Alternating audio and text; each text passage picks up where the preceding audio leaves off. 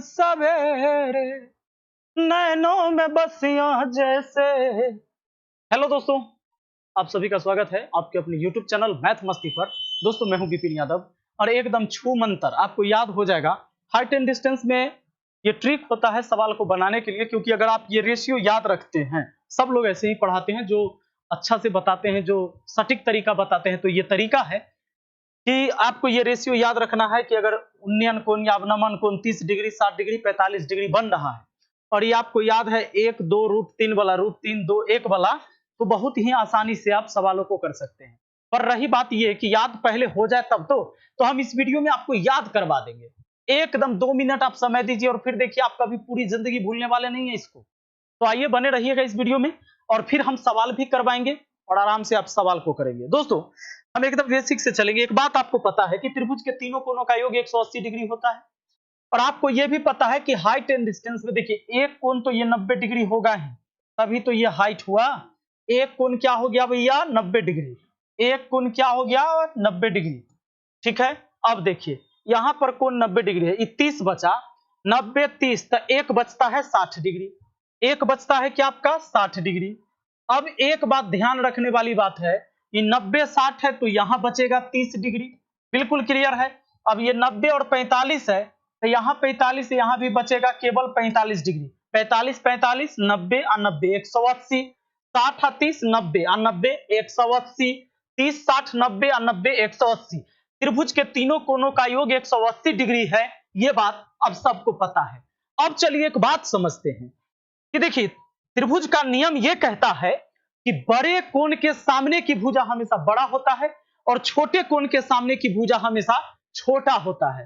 जैसे मान लीजिए कि अगर कोई त्रिभुज है, ठीक है, और त्रिभुज में ये कोण अगर सबसे बड़ा है इस कोण दोनों से, तो ये भुजा बड़ा होगा। इस कोण के सामने की भुजा ये वाला, इस कोण के सामने की भुजा ये वाला और इस कोण के सामने की भुजा ये वाला हुआ है ना। इस कोण से सामने गए तो ये भुजा मिला। याद रहे कि बड़ा कोण के सामने की भुजा बड़ा और छोटा कोण के सामने की भुजा छोटा। ये बात किसको नहीं याद रहेगा? तो सिंपल चीज है, बड़ा कोण के सामने की भुजा बड़ा, छोटा कोण के सामने की भुजा छोटा। ये बात तो सबको याद रहेगा। अब देखो आपको पता है 1 2 √3 इसी का खेल है, 1 2 √3। इसमें क्या है कि 1 1 और √2, 1 1 इसलिए आया कि 45 के सामने 1 तो 45 के सामने भी 1। इसमें दूगो कोण बराबरे है, दूगो कोण क्या है बराबर है, 45 45। तो यहाँ 1 आएगा। अगर ये भुजा की लंबाई 1 मीटर रहेगा तो ये भी 1 मीटर रहेगा, क्योंकि 45 के सामने है तो ये भी 45 के सामने। अगर ये 10 मीटर होगा तो इधर वाला 10 मीटर होगा। अगर ये 100 मीटर होगा तो ये भी 100 मीटर होगा। लेकिन ये कितना होगा तो √2। कैसे? तो समकोण त्रिभुज का नियम जो है, समकोण त्रिभुज का नियम है कि लंब के स्क्वायर जोड़, ये अगर कर्ण निकालना है तो ये तो कर्ण है, 90 डिग्री के सामने की भुजा कर्ण, तो लंब का स्क्वायर जोड़ आधार का स्क्वायर, तो क्या हो गया 1 का स्क्वायर 1 के, 1 के स्क्वायर 1 के, 1 का 1 2 √2 हुआ कि नहीं? ये दोनों पता तो तीसरा है √2 अपने आप। अब आपको हम याद करवाते, ये तो हमने निकाल के आपको समझा दिया। देखिए मैंने बता दिया छोटा के सामने छोटा, बड़ा के सामने बड़ा। इसको छोड़ दो, इसमें इन दोनों को समझ लो, वो तो आसान है। 30 60 90 सबसे बड़ा 90 और संख्या है आपके पास 1 2 और √3। आपको पता है √3 का मान होता है 1.732 ऐसे होता है। तो आप बताइए एक है सबसे छोटा, इससे थोड़ा बड़ा ये वाला और सबसे बड़ा ये वाला, तो 90 डिग्री के सामने बड़का हो गया, क्योंकि सब में से बड़ा को 90, तब बड़ा के सामने बड़ा। 30 सबसे छोटा तो 1 आ गया 30 के सामने, और 1 से थोड़ा ज्यादा होता है 1.732 यानी कि √3, तो √3 आ गया 60 के सामने। मझिला के सामने मझिला, बड़का के सामने बड़का, छोटका के सामने छोटका। अगर यहां कोण 60 है तो ये मझिला है। 30 60 90 में 30 60 90 में 30 सबसे है छोटा, छोटा के सामने छोटा 1 1 2 और √3 में छोटा के सामने छोटा, मझला के सामने मझला है ना, √3 1.732 होता है, और बड़ा के सामने बड़ा। अब देखिए इसमें क्या है, इसमें है कि 45 है, 45 है, तो इसके सामने अगर 1 है तो इस 45 के सामने भी 1, क्योंकि दोनों समान है तो दोनों समान। अब ये हो जाएगा कितना, 1 1 2 रूट लगा लेना 2। ठीक है, मुझे लगता है कि आपको पूरी तरह से याद हो गया होगा। मैं आपको अगर जांच करूं, आपका टेस्ट लूं, तो आप बता देंगे। अगर मान लीजिए यहाँ 60 डिग्री है तो ऑटोमेटिक है कि ई वाला 30 डिग्री हो गया, ये 30 डिग्री हो गया, ई तो 90 होगा। तो आपको 3 को संख्या ही पता रखना है, 1 √3 और सबसे बड़ा 2, सबसे बड़ा 2। √3 से बड़ा 2 होता है क्योंकि √3 का मान होता है 1.732 होता है बस। अब एक बात बताइए, तो बड़ा के सामने लिखोगे बड़ा, छोटा के सामने लिखोगे छोटा, और मझला के सामने लिखोगे मझला। बात आ रहा है समझ में? अगर मान लीजिए कि यह एक मीनार है, यह एक मीनार है और इस मीनार की ऊंचाई दिया है 10√3 मीटर, उस मीनार की ऊंचाई 10√3 मीटर है, तो कहेगा कि उस मीनार की परछाई कितनी लंबी है ये बता दीजिए। तो याद रखना कि मीनार की ऊंचाई, अगर मान लो कि और कोण बना रहा है 60 डिग्री, उन्नयन कोण या अवनमन कोण का है 60 डिग्री, तब हम उसको भी समझा देते हैं उन्नयन और अवनमन को। तो अगर 60 डिग्री का कोण, हमेशा कोण नीचे से ही लेके बनाना, ध्यान देना, अवनमन बोलेगा तब भी, उन्नयन बोलेगा तब भी नीचे से लेके सवाल को बनाइएगा। अगर ये 60 डिग्री है, ये तो हम ऐसे लिखे हैं, तो आप समझ गए खुद दे, यहां से ही काम है। 60 है तो ये ऑटोमेटिक 30 होगा ही। 60 है, मीनार की ऊंचाई √3 मीटर दी है, तब मीनार की ऊंचाई तो √3 है, इसको अनुपात में कहना √3, जबकि रियल में मीनार है 10√3 मीटर का। √3 से √3 कटा, यानी कि अनुपात 1 का बराबर हो गया 10 मीटर। तो आपसे पूछता है कि मीनार की परछाई, यानी इस 1 का मान निकालना है, तो 1 का मान 10, तो यहां भी 1 का मान कितना हो जाएगा, 10 मीटर ही हो जाएगा। बात समझे? अब सुनिए जरा, थोड़ा सा अवनमन कोण और उन्नयन कोण के बारे में समझ लीजिए। दोस्तों, अगर आपकी आंखें यहां है, ठीक ना, तो एक होता है क्षैतिज रेखा, और कोई वस्तु अगर यहां पर है, कोई वस्तु यहां है और ऊपर से हम वस्तु को देखेंगे तो नीचे, तो ये होता है दृष्टि रेखा। तो जो हमारे आंख के सामने है वो एक क्षैतिज रेखा हो गया, जो हमारी हाइट है इसके सामने, लेकिन जिस वस्तु को हम देख रहे हैं नीचे, तो ये दृष्टि रेखा हो गया, इसके बीच ही कोण बनता है। तो जब ऊपर से कोई वस्तु नीचे देखा जा रहा हो, तब तो ये होता है अवनमन कोण, अवनमन कोण, ठीक है। लेकिन अगर मान लीजिए कि आंख यहां पर है नीचे और हम कोई ऊपर की वस्तु को देख रहे हैं, यहां है वस्तु, तो हमारा तो आंख ये है, तो आंख के पैरेलल एक लाइन खींचेंगे, ये क्षैतिज रेखा और ये हो गया दृष्टि रेखा। तो ये जो कोण बनेगा, चूंकि अब हम ऊपर देख रहे हैं, तो यहां उन्नयन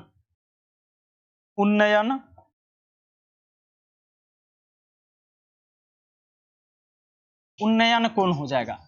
अच्छा, एक बात और याद रखिए, उ से ऊपर होता है और उ से उन्नयन होता है।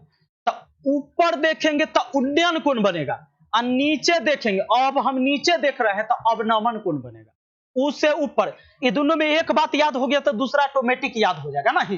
उ से ऊपर और उ से उन्नयन, ऊपर देख रहे हैं तो उन्नयन कोण बन रहा है और नीचे देख रहे हैं तो अवनमन कोण बन रहा है। आई दोनों कोण होता है बराबर। देखिए कैसे, लाइन एंगल का एक रूल है, लाइन एंगल का रूल है। मान लीजिए कि आप यहां से कोई वस्तु नीचे की तरफ देख रहे हैं, ठीक है, तो आप यहां जो कोण बना रहे थे, ये तो अवनमन कोण था, क्योंकि आपकी आंखें यहां थी, ठीक है, और आपका ये क्षैतिज रेखा और ये हो गया आपका दृष्टि रेखा, ठीक। दोस्तों, इसी लाइन के पैरेलल एक लाइन खींच देते हैं, तो अब ये क्या आ गया जानते हैं, ये आ गया कि भैया दो समानांतर रेखा, इसी के पैरेलल मैंने ये लाइन खींच दिया, इसके पैरेलल। तो दो समानांतर रेखा को एक तिर्यक रेखा काटे, तो ये वाला कोण एकांतर कोण हो जाता है, और एकांतर कोण होता है आपस में बराबर। तो जे अवनमन कोण है वही यहां भी अवनमन कोण हो जाएगा।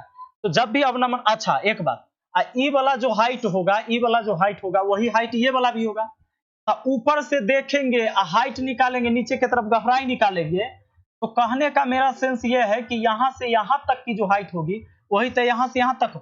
तो ये गहराई ना निकाल के ऊंचाई भी निकाल देंगे तो उतना ही होगा। समझ रहे कि नहीं? तो कोण यहां ले लेंगे, उन्नयन भी कहेगा तो नीचे ही बनाएंगे, 30 डिग्री 60 डिग्री जो भी कहे, तो नीचे से ऊपर देखेंगे, ये आधार हो गया, ये लंब हो गया, इस तरह से काम कर लेंगे। ऐसे फिगर ना बना के, ई फिगर ना बना के, ई फिगर से भी काम चल जाएगा। तो उन्नयन कोण और अवनमन कोण एकांतर होने के वजह से आपस में होता है बराबर। ठीक है, तो चलिए अब हम बात कर लेते हैं आपसे कुछ सवाल पर। अब मान लीजिए कि सवाल एक ऐसा है कि एक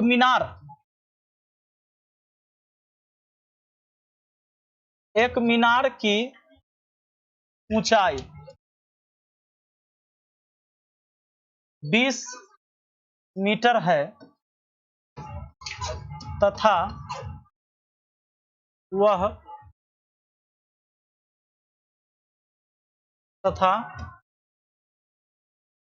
सूर्य का, आइए दोस्तों, तो सवाल है हमारे सामने कि एक मीनार की ऊंचाई 20 मीटर है तथा सूर्य से उन्नयन कोण 30 डिग्री है, तो उस मीनार की परछाई ज्ञात करें। अब आपको क्या करना है, ये देख लीजिए, एक मीनार हो गया और सूर्य से उन्नयन कोण बोले, अब नमन कोण कुछ भी रहेगा तो यहीं से बनाइएगा 30। आपको पता है वो संख्या 1 √3 और 2 है ना, ये तो 90 डिग्री के कोण के सामने की 2 हो गया रेशियो में। 30 वाला सबसे छोटा था 1 और 60 वाला यहां हो जाएगा 30, 90 तो ऑटोमेटिक 60, क्योंकि 60 30 90 90 180, तो यहां हो जाएगा हमारा कितना √3। आपको कहा गया कि मीनार की ऊंचाई 20 मीटर है, मतलब एक का मान दे दिया है 20 मीटर, इसका मान है 20, यानी एक का मान हो गया 20 मीटर, अनुपात एक का मान, रेशियो में ही समझो, एक यूनिट का मान 20 मीटर। तो आपसे पूछता है परछाई। अच्छा, मीनार के परछाई ऐसे नहीं होगा, मीनार के परछाई नीचे जमीन पर पड़ल रहेगा, है ना, तो इसका मान निकालना है। तो एक का मान 20, तो √3 का मान कितना, √3 से 20 में गुना करेंगे, 20 √3 मीटर, ये हो जाएगा आपके इस सवाल का जवाब। ठीक है, चलिए आगे बढ़ते हैं, हम एक अगला सवाल लेते हैं। अगला सवाल देखिए, आइए दोस्तों, सवाल हमारा तैयार है। प्रश्न क्या कहता है, जरा एक बार देखिए। यहां पर सवाल कहता है, यदि समुद्री तल से 180 मीटर ऊंचाई पर स्थित एक टावर के ऊपरी भाग से एक गार्ड एक शत्रु बोट को 60 डिग्री के अवनमन कोण पर देखता है, तो टावर के तल से नाव की दूरी क्या होगी। क्या होता है कि एक टावर पर, मतलब सिपाही के चढ़े वाला टावर है, एयरटेल वाला टावर नहीं, तो वहां पर चढ़ के एक गार्ड जो है दुश्मनों को देखते रहता है और वो देखता है कि 100, यहां पर देख लीजिए, समुद्री तल से 180 मीटर की ऊंचाई पर स्थित एक टावर के ऊपरी भाग से एक गार्ड देख रहा है, मतलब एक टावर है जो 180 मीटर है समुद्री तल से ऊंचा, और वो देखता है कि यहां से वो चढ़ के देख रहा है कि एक नाव इधर की तरफ उसके टावर की तरफ आ रही है, और तो मान लीजिए कि अभी नाव यहां है और वह कोण बना रहा है कितने डिग्री का, 60 डिग्री का, वो 60 डिग्री का अवनमन कोण बना रहा है। तो आदमी ऊपर से देख रहा है, इसलिए अवनमन कोण बोला गया, हालांकि हमने नीचे से इसको लिख दिया क्योंकि अवनमन और उन्नयन एकांतर कोण होने की वजह से बराबर होता है। अब देख लीजिए, तो टावर के तल से नाव की दूरी क्या होगी, टावर का तल यहां है, नाव अभी यहां है, ये दूरी पूछा है। अच्छा, इसकी ऊंचाई दिया है, क्या दिया है, 180 मीटर दिया हुआ है, 180 मीटर। अच्छा, एक बात बताओ, ये 60 है तो ये ऑटोमेटिक 30 होगा, 30 डिग्री। टावर की ऊंचाई आपको 180 दिया है, ये तो 90 होगा, ये आप जानते ही हैं। ठीक है, टावर एकदम खड़ा रहेगा, अगर कोई चीज सीधे खड़ा है ना तो समझ लो कि 90 डिग्री पर सीधा खड़ा रहना चाहिए। अब देख लो सवाल, अब एक बात ये कह रहा है कि ये नाव की दूरी बताओ टावर के तल से। ठीक बात है, आपको 30 60 90 में याद होगा, 30 सबसे छोटा था, यहां 1, 90 के सामने 2 और 60 डिग्री के सामने क्या होता है, मझला के सामने मझला √3, यानी √3 है टावर की ऊंचाई, जबकि ऊंचाई दिया है 180 मीटर। देखो √3 हुआ टावर की ऊंचाई, जबकि टावर की ऊंचाई दिया है 180 मीटर। ये अनुपात में कहना, और अनुपात एक का मान निकालना है, तो 180 बटा √3 लिख लो। आपको किसका मान निकालना है, एक का मान, इसका निकालना है, क्योंकि ये पूछा है कि बताओ टावर के तल से कितना दूर पर है, एक का मान, तो यही हो जाएगा, एक का मान निकल गया। अगर इसको आप चाहें तो थोड़ा और अच्छा कर सकते हैं, 180 बटा √3 है ना, नीचे ऊपर गुना कर दीजिए √3 से और √3 से, √3 3 हो जाता है, 3 से इसको काटिएगा, 3 6 18, 60 √3 हो गया दोस्तों, 60 √3 मीटर हो गया, यहां से यहां तक 60 √3 मीटर हो गया। समझे, इतना आसान है। तो आपको मैंने इस वीडियो में केवल याद ये करवाया है कि भैया अगर आपको ये चीजें कभी भी दिया हुआ रहेगा 60 30 45 वाला ये लफड़ा, तो अब आप कभी नहीं भूलेंगे।